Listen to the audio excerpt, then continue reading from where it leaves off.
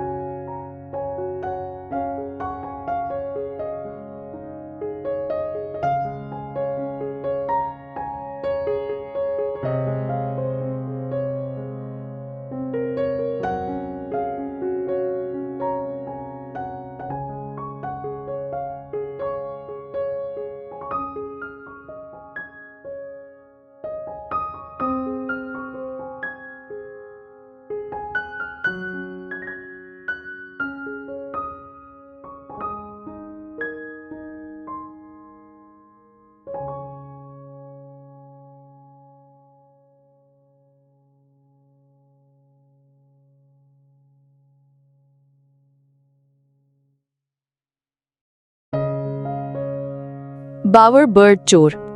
मशरकी Australia के बरसाती जंगलात शायद तमाम मुजरिमों में सबसे ज्यादा शातिर मुजरिम के लिए एक स्टेज है।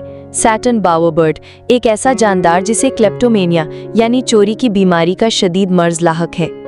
ये परिंदा सिर्फ अपना कुंज बनाने के लिए टहनियां ही नहीं बुनता, बल्कि वो अंदरूनी सजावट का भी शौकीन है। इसका पसंदीदा रंग नीला।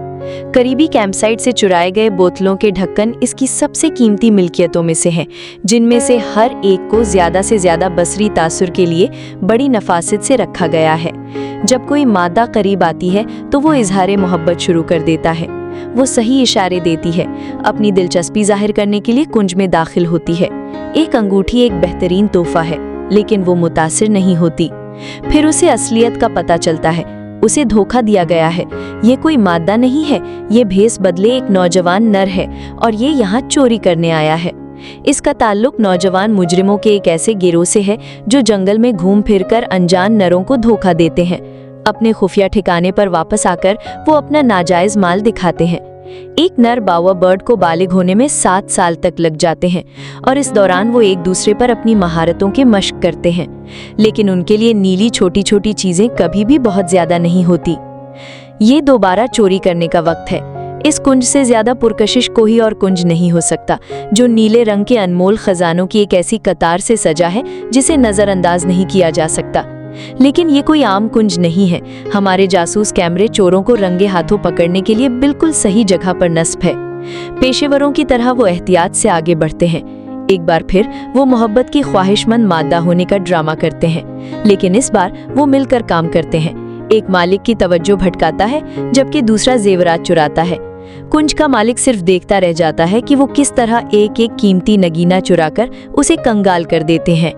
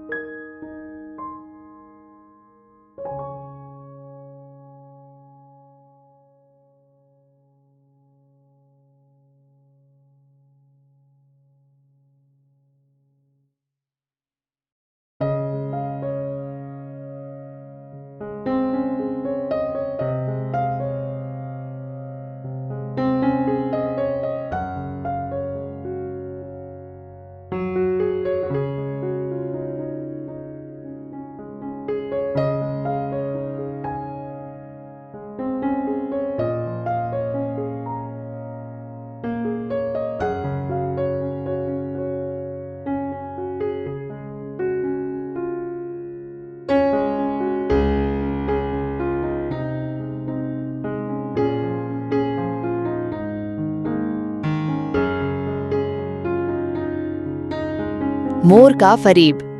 कैलिफोर्निया का ये पार्क मोरों से भरा हुआ है, जिनमें से हर एक फख्र से अपने 200 दुम के पंख दिखा रहा है।